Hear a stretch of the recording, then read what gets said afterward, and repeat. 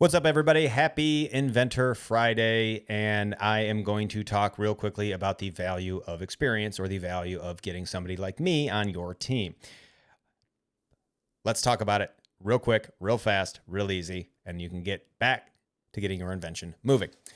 What is the value of experience? How much actually does experience help save money, whether you have it or you're paying for it? So my first product, the oil udder, I'm going to define this quick experiment with how much money did I spend before I was able to make $1,000 in revenue with this product versus my second product, 5-minute pet bath. How much money did I spend to make my first $1,000 in revenue with that product? So let's quickly talk about some of the overly large expenses that you guys have all heard before, but let's not breeze over them. So you've got tools, you've got design, you've got materials, you got software that can be anywhere from shipping platform software to design software. It can get real big. It can be almost non-existent. You've got legal expenses that can be patentability studies, in NDAs, no comment. You can have IP artwork, right? Ad expenses. Initially, it's a huge waste of money. All your money on your initial ads are a total loss, right? Because you're looking at what you are converting well on, and then eventually you're iterating and moving those forward. Again, you got the platforms like if you're selling on Amazon, cost $40 a month. The shipping itself, the promo videos with a professional videographer for maybe your website, social media, whether you're doing it or you're paying somebody to do it. And of course, there's website hosting fees, so on and so forth. Don't forget, you also have to run a business, right? How are you going to be paid? Some big distributor is not going to 1099 you. You're going to have an LLC, which means you are going to have accounting, some corporate fees, some tax preparation, so on and so forth. Ideally, you can do the majority of this with a laptop. That's what I do. And it's actually pretty low. But what does this mean between getting experience, right? So we have the oil udder and the 5-minute pet bath. So the oil udder, I took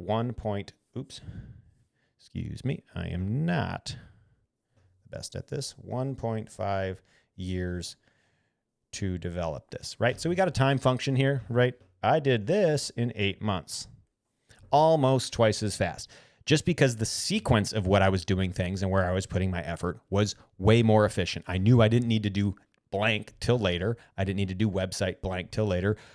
Or maybe I waited on IP, or I was more efficient with IP. I was way more efficient with communicating website needs, or I peeled back what the website was intending to do because it didn't ever convert on oil udder. So why would I spend the money on my second product on something that didn't work that great on the first product, right? This is fundamental iterative intelligence, right? You just don't, Einstein's theory of stupidity, right? So, but let's get into real numbers. And what's a little fun here, and why I wanted to sort of take a little bit of a sidestep, is I've been getting some emails recently of people getting back into inventing, people getting back into getting their product going, and they're discussing a couple numbers. And I'm going to say real fast, to get ready, you need to move the decimal point.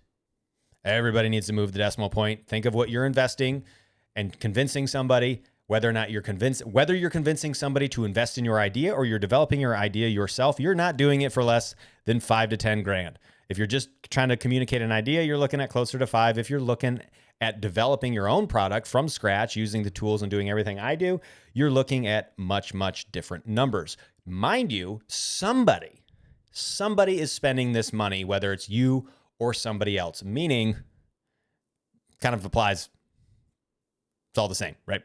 So, bouncing around. Oil udder, what did it cost me? Took a year and a half, and it took a whopping $78K to make my first $1,000 in revenue. So, that's actually pretty efficient considering most development. Simple tools, simple processes, a lot of mistakes in here, a lot of wasted money, scrapped a couple things.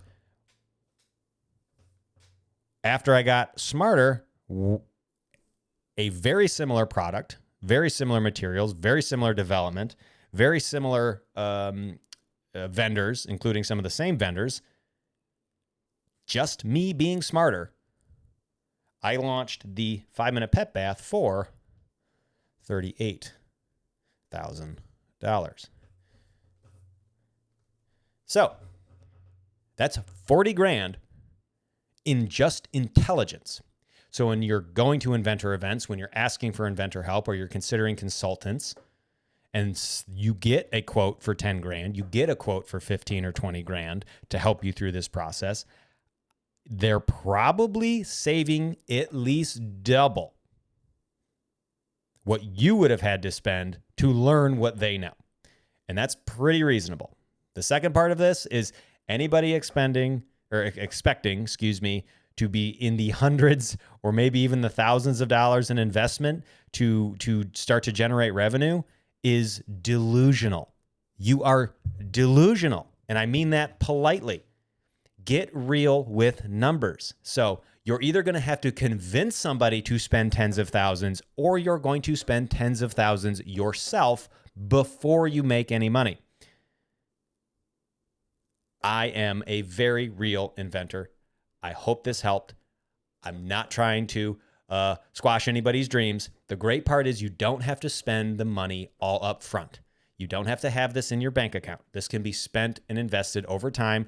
And I consider if you're going to do an invention or you're going to buy a new car, do an invention, because one could possibly make you money. So, but they're going to cost about the same, or they're going to cost somebody about the same. And so that means your pitch, your sell, your plan, your idea needs to be really good to convince somebody to spend that money to get this thing off the ground. So anyways, happy Inventor Friday. Those are some really realistic expenses. Those are some really realistic costs. This is some very, very realistic advice, which is what I am trying to provide everybody. So happy Friday, and we will see you next week.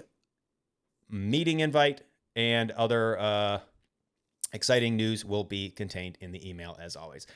Thank you very much, and have a great Friday.